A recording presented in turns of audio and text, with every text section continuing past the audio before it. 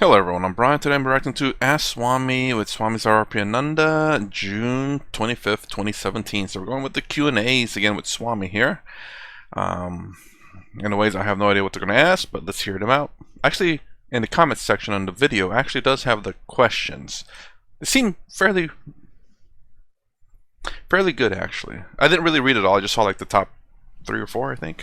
So we have questions from across the world, thousands of people in our virtual audience, and also questions from our live audience here.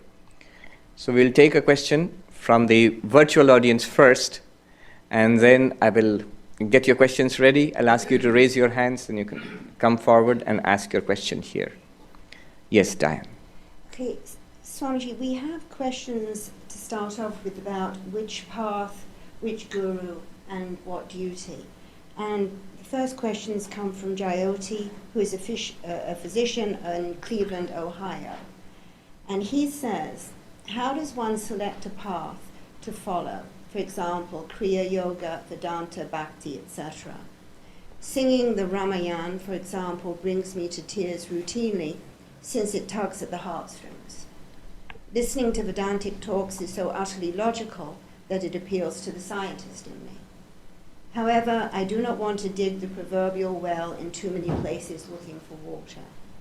It appears this is a question that one has to answer for oneself, but I'm hoping for your guidance for a way out of this dilemma, for those of us who are still living active samsaric lives. Right, that's a very interesting question. I guess there's multiple paths this one person takes, and not wanting to dig the well, as in, you know, obviously how much time do you devote to a particular practice, and then only to realize that isn't for you after going so far, then now having to start all over in another practice that you think and hope that it's for you, and maybe it might be, maybe it won't be. Then, which guru? Related to the above question, it is said that even the most knowledgeable guru cannot actually make one experience the divine Brahman. Yet, the need for a guru is emphasized for spiritual guidance. It is also said that for the true seeker, the guru finds the disciple and not the other way around. The definition of a true seeker may not fully apply to many like me, however. Yet it is exactly such people that perhaps need help the most. How would one know it is time? How would one recognize the guru? How should one seek a guru out? If one moves forward to choose a guru, then doesn't one automatically pre-select a particular path? That brings us back to question number 1. And then we have a question from Niraj, who says, I am writing for guidance for one of the common problems we often hear and read about, that you should follow your duty. But I don't know what is my duty. How do I decide? So these are questions regarding the spiritual path and guru. You see, all the paths can be fundamentally classified into the 4 yogas Swami Vivekananda spoke about. Jnana Yoga, the path of philosophical discrimination, where we realize that I am Brahman by an intuition by philosophy. Then there is the path of meditation, Raja Yoga or Patanjali Yoga, where the idea is to meditate, to calm the mind down so that the truth becomes evident, that I am the witness self.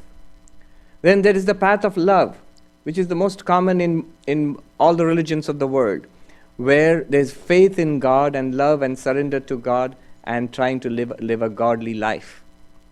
Then there's the path of converting our actions into spiritual practice, the path of service, karma yoga.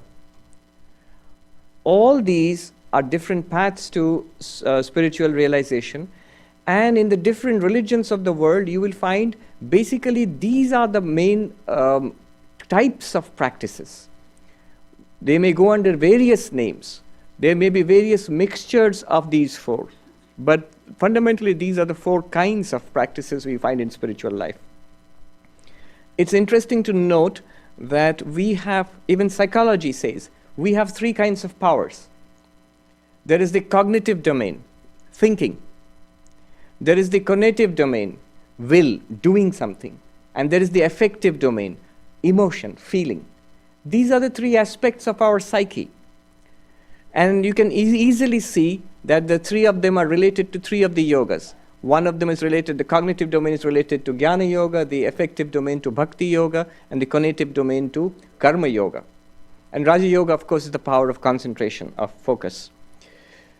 So all of these powers are present in each of us. Swami Vivekananda, he pointed out that people are different. The same size shirt will not fit any two persons.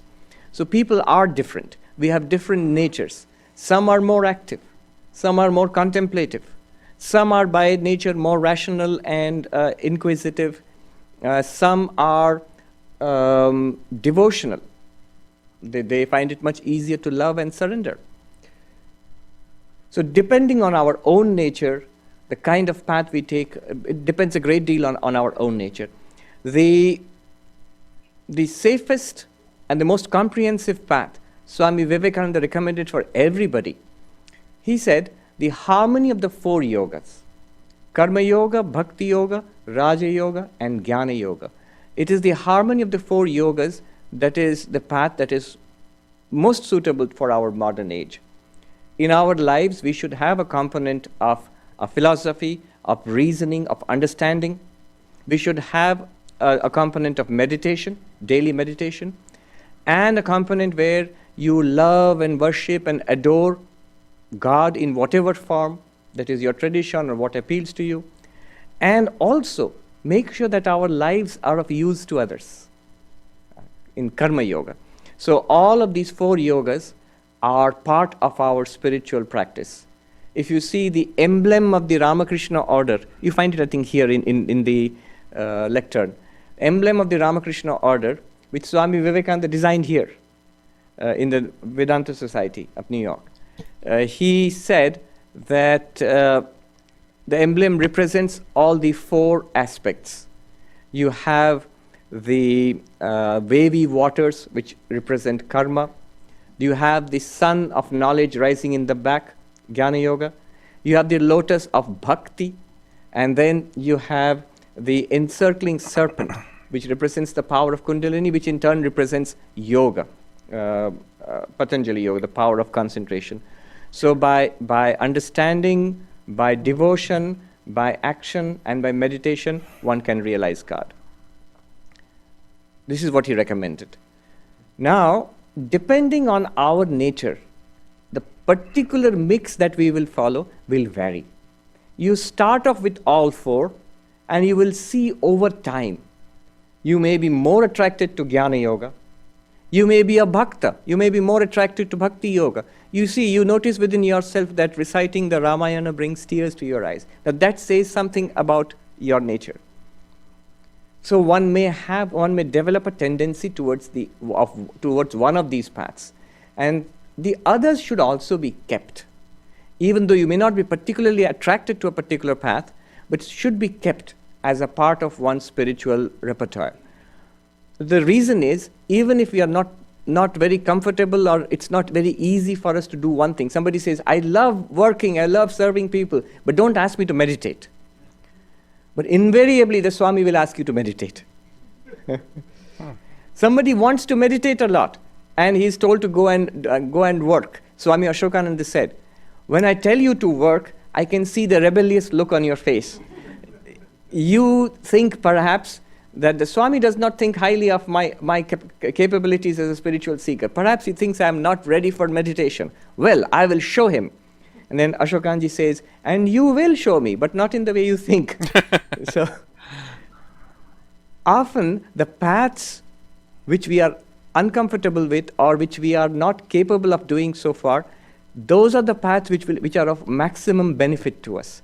Because those are the sides of our personality we have not yet developed. It's good to operate in a zone of minimal discomfort. In a zone of absolute comfort, growth is not possible. In a zone of great discomfort, again, growth is disturbed. But some discomfort where you are pushing yourself a little beyond your present capabilities, that's when we grow. So the harmony of the four yogas is to be kept in one's spiritual life. Guru is very important in spiritual life. Okay, before we go on with that one, so I mean, it's kind of like something I've learned, I guess, with Advaita Vedanta is the fact that obviously you want to learn a little bit of everything. I guess to add it on, I guess you're doing a little bit of everything. You are going to be, I guess perhaps meditation may be one that you may not do necessarily because that's something that you have to actively do, whereas karma yoga is something that's always actively being done whether you do it intentionally or not. Bhakti, I suppose that is something that you also have to actively do to the path of devotion or love, but generally speaking that path is devotion to love to God, or whether that be with the people in bhakti and karma at that point. If you believe that people are God, then your devotion to the people that follows karma and bhakti together, in my opinion. Then jnana is very much seems like, again, I guess something that you have to actively do as well, because that's the discriminatory part where you have to realize that you're not certain things to discover who you truly are. Then Raja Yoga meditation is something that you have to actively do. So I guess 3 of them you have to actively do, whereas karma is something that's actively always being done because you're always thinking, you're always doing actions. Whether you're trying to get good or bad karma, it's well, I won't say it's not irrelevant. It's happening whether you actively try to do it or not. So karma yoga, everyone does it. Devotion, bhakti yoga, it's something that you have to, in some sense, I guess maybe, yeah, it's something that you have to actively do, I do believe, because whether you devote yourself to God or devote yourself to people, it's something that you have to kind of actively do, but it kind of goes hand in hand with karma in my belief. And then Raja and Jnana are something that you have to actively do, something that you don't always do necessarily. You're not, an everyday person is not thinking, I am not the body, I am not my thoughts. That's something you have to actively do. And meditation is something also that you have to actively do. So bhakti karma, something that no matter whether you like it or not, you're doing. Karma for sure, bhakti more than likely, and the other 2 is going to be something that you have to actively do. Guru is very important in spiritual life, especially in the Indian traditions. One reason is these are knowledge traditions, and knowledge always requires a teacher. In fact, one of the ways in which we conceive of God or Brahman in Hinduism is as the Adi Guru, the first Guru, the Guru of Gurus. And in fact, the famous Guru Stotram is there, Guru Brahma, Guru Vishnu, Guru Devo Maheshwara, Guru Reva Param Brahma, Tasmai Shri Gurave Namaha. Now, whom should you select as a Guru? Really speaking, Guru is selected for you already. That's what we hear from our tradition. But certain criteria are mentioned in our in the Vedantic texts in the Upanishads. Shrotriya Brahmanishta Akamahata. One is, the person must be well versed in the tradition. Which tradition? In Vedanta, we will say Vedantic tradition. Must be well learned in the Upanishads, Gita, in the Brahma Sutras, in Vedantic texts, and must have the ability to transfer this knowledge. But it need not be limited to the Vedantic tradition. Whatever tradition, the Guru should represent some tradition. There's a lot of discussion about this.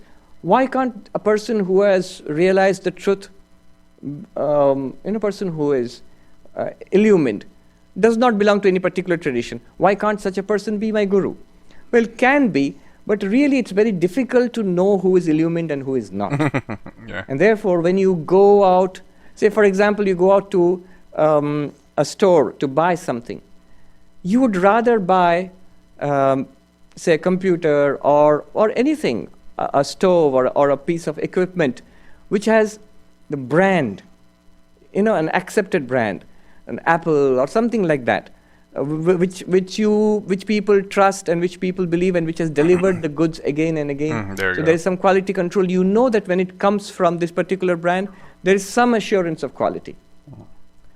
If you're going to buy a computer, for example, you go to the shop and you buy a computer. But if you see a guy standing outside the store and saying, hey, come here, I made this computer in my garage, and it's better than any computer you'll get in that store. Now, mind you, he may be right. Yeah, he just may may be be right. right. Who knows?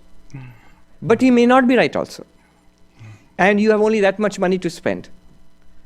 Now, almost always you will go and buy something from the store because there's a guarantee of safety there.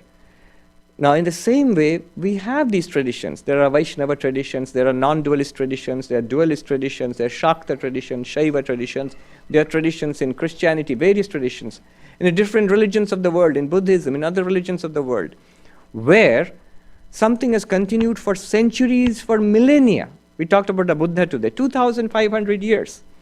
Now, this tradition has continued, and there are reports of enlightened persons in this tradition year after year, century after century.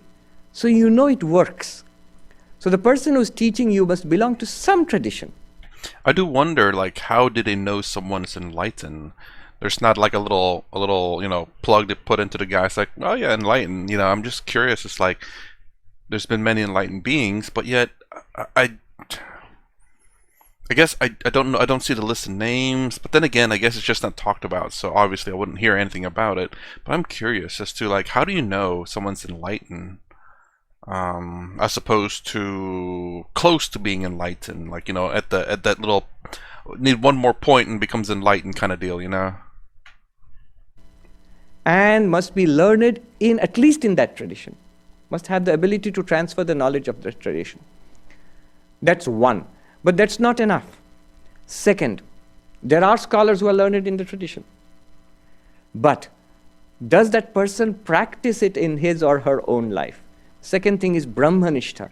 Is the entire life built around that teaching? Is the entire life built around spirituality? Brahmanishta means dedicated to, established in Brahman. If the person is illumined, nothing like it. If the person is an enlightened person, nothing like it. That's best, of course. But that's very rare. And that's very difficult for us to verify. What we can do is look at the person's life.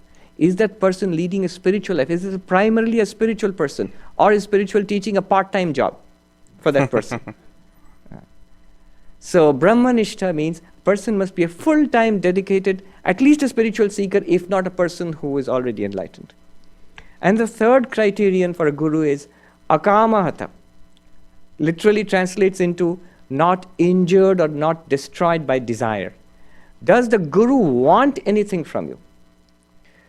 If it says, sure ways to God realization, $100 course, crash course in meditation, $50, come and I'll teach you meditation in 3 days. You may crash, but I don't know if you will really learn how to. And there is some utility there, maybe. Again, I'm not denying it, because the person may know certain techniques and is teaching that technique. But a good rule of thumb is the guru should not be making millions out of the guru business. And yeah, I guess what it's saying is the fact that, yeah, even though $50, $100 there may be some genuine techniques that they've learned and how to do it. I don't want to say like Sadhguru or anything like that, but just people out there who have, again, sorry I bring up Sadhguru, but he talks the thing that sticks out to me the most was when he went up and meditated on a tree and become enlightened. I don't remember how long it took him. I don't know if it was immediate, but it was basically that day. He discovered it in one day. I think it was one day. At least that's the way his inner engineering books made it seem like. I don't know if it was one day or whether he's been up there multiple times and then all of a sudden it came to be. But yeah. But again, like he's saying, you don't know if it's real or not, especially if you don't know if they're not coming from the brand that he talks about. There could be some legitimacy there, like people who have been self-enlightened by just merely watching, then something clicks. Again, like Sadhguru, I don't think he had an official teacher, but just something clicked with him and he's become self-realized. I believe he was self-realized. There's somebody who joked. He said there's only one business which is not affected by Wall Street, which goes ups and downs in the economy, and that's the religion business. So it should not be a business. It should not be where the guru wants something from you. Sorry, I guess the other legitimacy to it is the fact that obviously living life and renting out apartments and stuff is not free. So it's not unreasonable for teachers and swamis, gurus to ask for payment, I guess. I don't know what the traditional is, whether that is a bad or a good thing, but I can understand why they would ask for money for it, because if that's what they're going to teach, you're providing a service. Therefore, I think it's fair enough to ask for compensation for the service. But you know, you look at America with all these mega churches where these churches are huge and they're making lots and lots of money, and it's all tax free. That's why the idea was all knowledge, and especially spiritual knowledge, is sacred and therefore free. In the traditional ashrams in India, the guru would actually support the disciples staying in the ashram. He'd take the help of the king or the other rich benefactors in society, but those who were studying and learning in the ashram, they were not expected to pay anything to the guru. Only after completion of studies they might give a gift, a guru dakshina. So these are the three criteria. Shrotriya, well learned in a particular tradition. Where does this person come from? You should ask that question. Second, completely dedicated to spiritual life. And third is, does not want anything material from me. Okay. And the last question was about what is my duty in life? Well, there is in traditional scriptures you find the concept of swadharma, your own dharma. That was easily defined in ancient India, not so easy today. Why was it defined in ancient India? Because they had a rigid social structure. There were castes, and there was this what is called ashrama, that means stages of life. So there were 4 castes in general: the priestly, the warrior caste, and the business class and caste, and the laborer caste. The 4 castes and the 4 stages of life, where you were a student, and then you were a householder, then you were a retired person, and then you were a sannyasi, a renunciate. Now, the idea of duty was built around this structure. How did it work? It worked like this. There's an equation. What is your duty in life? Swadharma. They will say ashrama dharma. First, the 5 components. Ashrama dharma. Ashrama dharma means the duty of your station in life. Whether you are a student or a householder, your duty will change. The second one is varna dharma. That means the duty determined by the caste, by your family profession, for example. What you choose to do. In those days, there was very little choice. People sort of went into the profession of the parents and all that. So, are you a priest? Are you an administrator? Are you a businessman? Are you a worker? What are you? So that is another component of your duty. The third one was varnashrama dharma, the conjunction of the two. Are you a householder who is an administrator or a warrior? Then you have a duty. Are you a householder who is a priest? Then you have some other duty. So for example, when Krishna and Arjuna speak, Arjuna is asking questions about what he should do and what he should not do. Now, in this matrix which I'm drawing for you, look at where Arjuna is placed. He's a householder. And he's a kshatriya, a warrior. So he's a warrior householder. So he has some particular duties.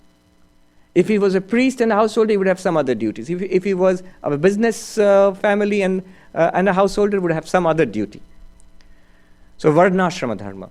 The third one is called vishesha dharma. Vishesha dharma means specific duties which come with your particular situation in life. So for example, Arjuna for that time being is a general in the Pandava army. He was not earlier and he would not be later on. But at that particular time, he's a general in the Pandava army. And so being a general gives him some special duties. He's not just a warrior. He's not just any other householder. He's also the general of the army. I remember a lesson in this. I was taught this a long time ago when I was appointed the head, the principal of a college. That was a long time back, 2002. And I was, as I said, quite naive. So I was made the principal, and then they said, so you are, from now on, you are in charge of the college. And I always had this monastic identity very, very strong in me. I said, look, I don't care about all this. I'm a monk, and that's it for me. Then the principal who was retiring before me, he sat me down. He was not a monk, he was a professor, a householder, but he handed over charge to me. He sat me down, and in private, nobody knows about this, and for the first time speaking out. He said, look, I was not yet a Swami, I was a brahmachari. He said, look, Maharaj, I understand and appreciate your monastic ideals. Wait, real quick. Sorry. Maharaj. So that's something I noticed in another video. I can't quite remember, but they keep. Oh, I think it was a. Was it a Swami? Swami Sarvapriyananda? So is this should like a. I guess I should look a little bit closer in the comments. So I didn't see anything. Does just that mean like teacher or something? Like a monk? Is that like a general term to call someone who's like a monk? Because it's kind of odd. I thought Maharaj was like a very specific, maybe very specific a high title or something, or maybe a specific person. I think it's probably like a high title of a specific person, maybe. But I was just kind of curious about that.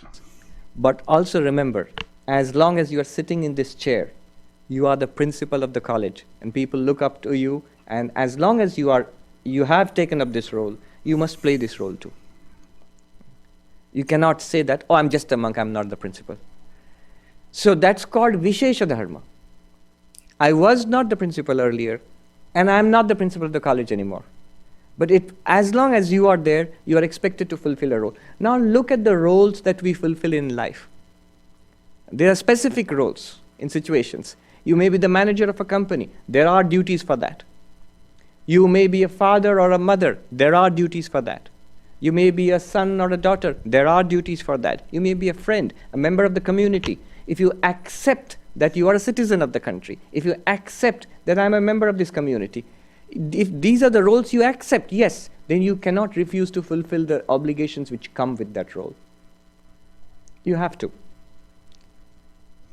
What is the connection with spiritual life? Remember, all of this is meant for spiritual development. Do it positively, do it seriously, it helps in spiritual development. Howsoever little, but it does help. So this is called Vishesha Dharma. And the last one is Sadharana Dharma, general Dharma, which are truth, unselfishness, self-control, something that human qualities everybody must have. These fall within the universal Dharma of everybody. So what have I said? The question was, what is your dharma? And the answer, again in traditional old India, will not work so easily today, was Swadharma, your own dharma, is equal to Ashrama Dharma, Varna Dharma, Varnashrama Dharma, Vishesha Dharma, and Sadharana Dharma. The 5 components, your station in life, your role in life, the combination of your station and role, then your specific situation in life, and the general qualities of a human being. So these are all part of your duty. Now, this may not be specifically applicable to anybody, let alone in the world, even in India today, because the old system is broken or twisted now. But it can throw some light on what I'm supposed to do now.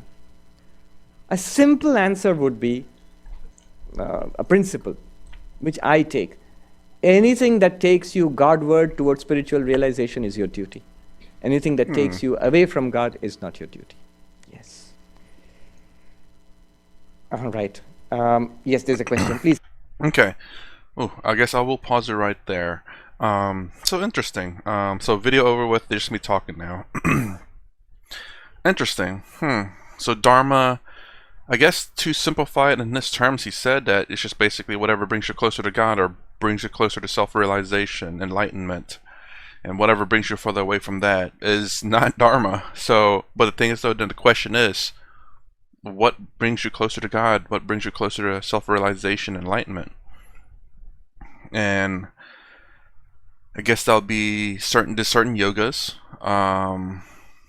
What else? I guess the different paths of Eastern philosophy to enlightenment would be those paths, and anything other than that would not be Dharma. But then again, those paths encompasses a lot because, again, just merely looking at the four that I talk about a lot, karma yoga is your actions and thoughts, which you do every day. Bhakti yoga, devotion or love. I like to think of it as devotion, but I think it's supposed to be love. So love for God or devotion for God. Um, but I like to look at it more along the lines of devotion to what you're doing. Maybe I don't know if that's a self-centered type of thing to look, but devotion to what you're doing, and generally speaking, what I'm doing is helping others. So my devotion to helping others. So it's not necessarily self-centered, but it's just that I won't say take pride in your work, but I think life becomes easier if you devote yourself to whatever it is that you're doing. Now, I don't know if this is exactly bhakti yoga. I don't necessarily think so, but perhaps I like to think of it that way a little bit.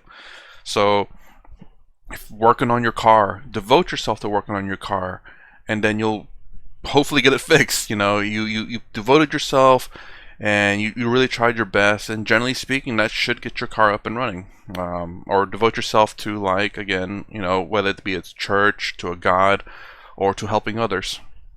But again, I would not exclude in that scenario to just everyday task. I think that will make you have a little bit of peace of mind, because I think if you devote yourself to whatever it is you're doing, you'll get it done, and it'll be less stress in your life. So things, and I guess my terminology is to kind of lessen suffering. So if you're able to focus and do something to completion, that's one less thing you have to worry about in life. So that's less suffering. But again, I do believe devotion, bhakti yoga, devotion, love to God is not quite those things, but I like to think of it that way. And maybe, I don't know if that will help people. I certainly hope so.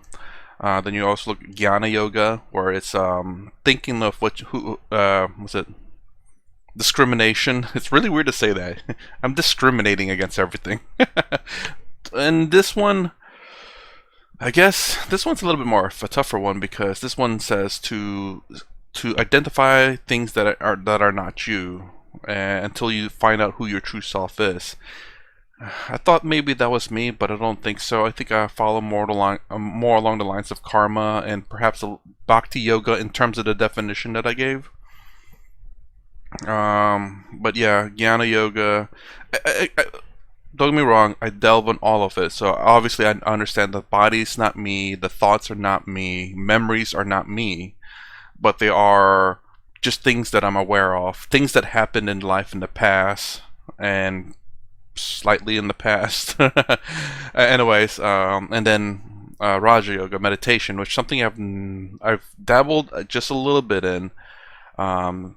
That's something that's going to take a lot of time, and I don't think a lot of people really do it, but I think it's rising in popularity. So, but whether they're doing it right or not, I don't know, but it's at least a start. But yeah, I think karma seems to be like, I guess, thing that I really do focus on, because I do a lot of actions and thoughts. Anyways, that's my reaction, at least for part 1 for Ask Swami Sarvarpiyananda, June 25th, 2017. If you like my content, please subscribe, thumbs up, thumbs down below. Thanks for watching. I'll see you in the next vid.